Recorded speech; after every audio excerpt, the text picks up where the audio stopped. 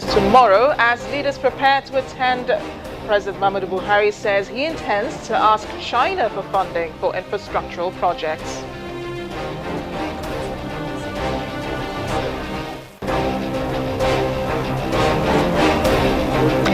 Then it's not certain, but he could be going back to prison. South African Olympic athlete Oscar Pistorius has been found guilty of murdering his girlfriend, Reeva Steenkamp.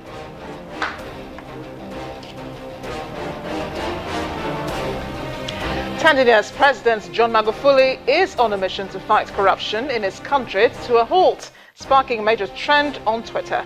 Network Africa begins right now.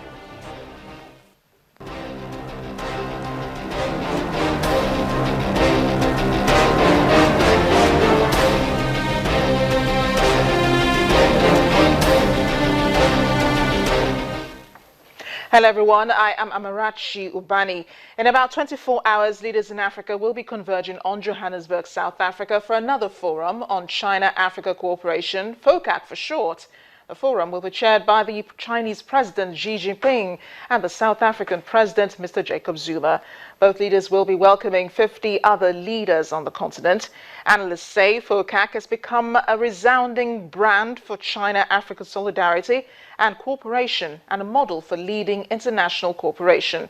Now, that cooperation has been intensified through assistance by China in a number of areas. China is credited with building 5 new agro-tech demonstration centers on the continent, 7 vocational facilities, 14 cultural facilities, 7 meteorological infrastructure projects, 67 well digging and water supply projects, and 9 forest protection and management projects.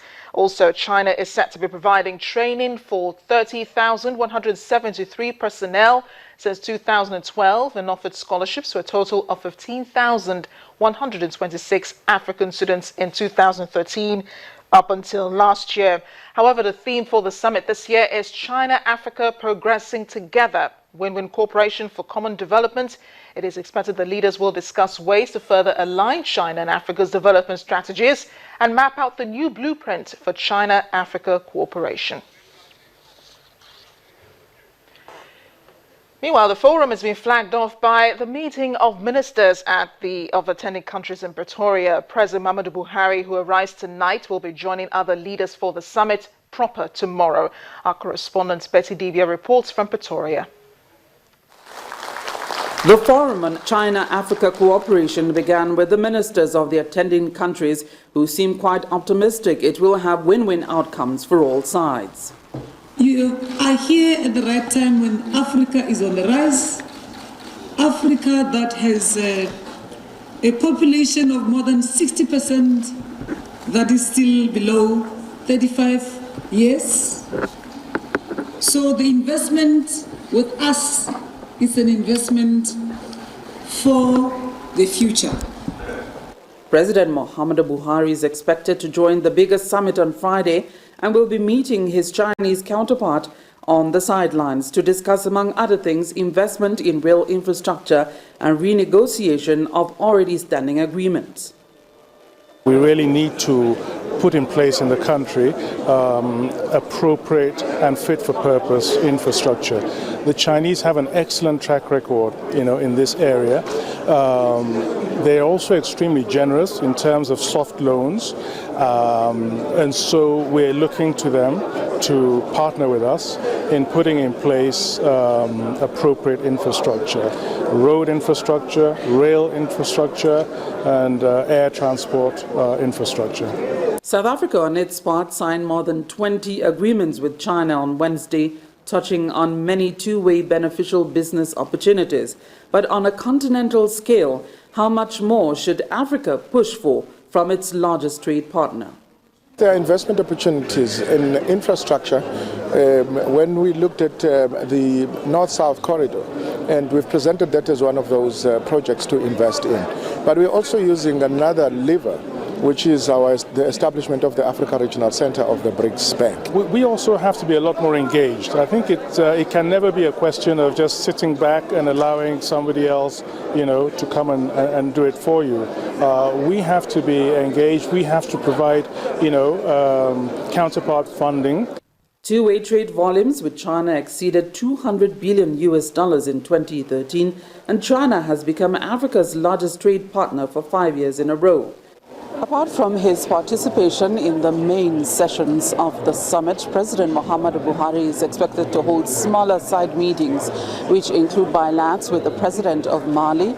He's also expected to meet captains of industry in Johannesburg and hold a breakfast meeting on Saturday with the Chinese delegation.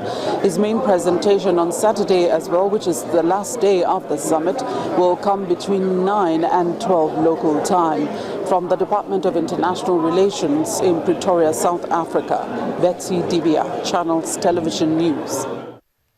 President Muhammadu Buhari intends to be a vibrant participant of the summit tomorrow and is said to be intending to request funding from China for rail and power projects to help diversify Nigeria's economy.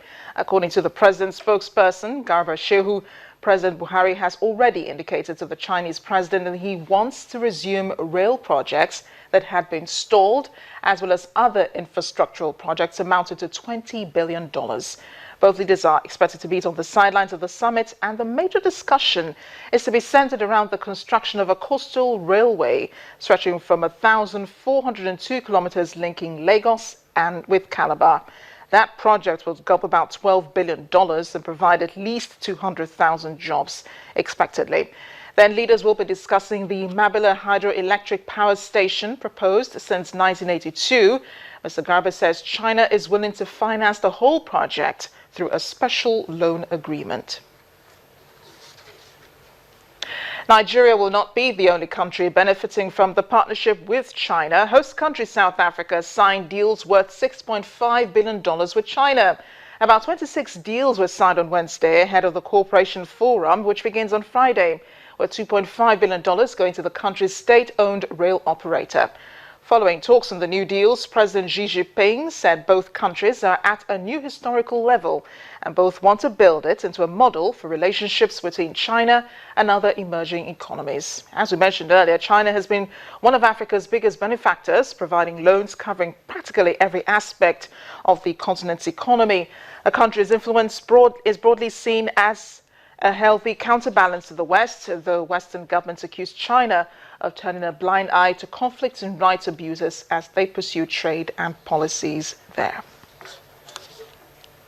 Joining us now to preview the summit is Ambassador Akin Fayomi, who's been closely following China's relations with Africa. Ambassador, thank you for joining us. Thank you very much for having me. Now, China's made big investments in Africa through this summit. Even before then, how much more do you think it's willing to give? And why do you think Africa remains one of its biggest beneficiaries? Of course, it was for themselves. China has been benefiting a lot from its relationship with Africa. And likewise, Africa too has been benefiting. It's a win-win situation. That's the new face of international relations, which China is trying to promote. That is, there is no patronizing, there is no stigmatizing. I mean, it's a mutually beneficial relationship, and I think we should continue in that path, which is quite beneficial to both parties.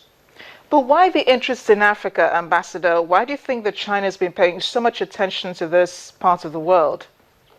Yes, you know that Africa is one of the largest, if not the largest region that is yet to develop fully. And Chinese, knowing that their national interest is tied to economic interest, they feel that this is the time to come into Africa and tap into the potentials which Africa offers. Not that the rest of the world is not doing so. We have with the European Union, we have with the USA and all that. But the Chinese, considering their population, considering Africa's population, I think we have complementarities of purpose. And therefore, it's no wonder that they are focusing on Africa. They've been doing so for a long time, only that the emphasis is now more than before. And I think it's rewarding for both parties. President Muhammadu Buhari, who will be attending the summit, intends to request assistance for some infrastructural projects, power and the railway construction, railroad construction, on revamping the rail sector, as well as the Mabila power projects. What do you make of this, and how does this interpret China's relations with Nigeria? Well, Nigeria and China, we've had a wonderful relationship since independence. In fact, prior to independence, when we were both in the non-aligned movement, Nigeria had to look towards China when we were not having the relevant support that we took for granted, or which we expected our traditional partners, UK, USA, France, and co, to provide. The Chinese were willing to give us what we want. And like we've said on this forum many times, a country's national interest is paramount. You have no permanent friends, no permanent enemies. What's your permanent interest? Your interest is the only thing permanent. And if it is in our interest to go to the Chinese to help them to seek their support in getting some of our developmental structures off the ground, there is really nothing bad in that. Like you mentioned, President Buhari is going to engage them in the power infrastructure, and then the rail infrastructure, as well as road transport infrastructure. We have quite a lot to benefit, and I know that the Chinese are also not doing it for peanuts. They are also definitely gaining from this relationship. Well, it does make one wonder how much impact Africa is making in China, despite the fact that, you know, we seem to be on the receiving end of this part of the world. How much impact do you think that Africa could be making in China? Well, we have to guard up our loins, and I think that's why the African Union stepped into this matter. Normally, it's supposed to be bilateral relations between a country and China, but the African Union, since 2000, started this forum on China-Africa cooperation, like they have with other countries too. You know, before we used to feel that why should 53 countries queue up and shake hands with the president of one country? But at the end of the day, you realize that the bilateral relations are still going on. But for us to really make impact, we need to be united. And that's why the African Union comes into place. And through the mechanism of the African Union, this FOCAC came to being and is being pursued. This is the 6th ministerial conference, while it is the 2nd summit of heads of state. And I think that the impact is being felt even by the Chinese. A lot of Chinese cultural centers have been set up all over Africa.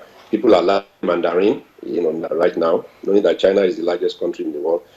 If I have a daughter who speaks Chinese, she did her master's in Beijing, you know, so that shows you, and I'm sure there will be so many instances like that. Ambassador, thank you for joining us on the program. Thank you so much. Well, still ahead on Network Africa, Oscar Pistorius is given the guilty verdict in the murder of his girlfriend. So does that mean he will be going back to prison? That's in a moment. Please stay with us.